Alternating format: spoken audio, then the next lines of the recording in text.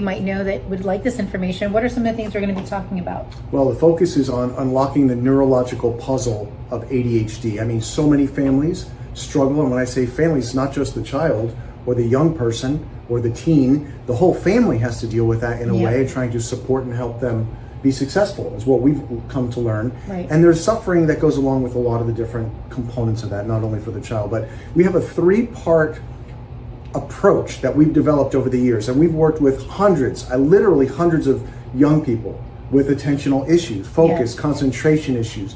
And in working with them, we've discovered 3 essential things that have to happen for a child to improve and become productive and feel like they're successful in what they're doing. And so that's what we're going to be diving into. Yeah, I love that. And just to sum that up, one of the most important things that I think parents want for their children is not only to be successful, but also to feel confident, not only in themselves, but in all the things that they do, right? Their academics, their sports, with their peers.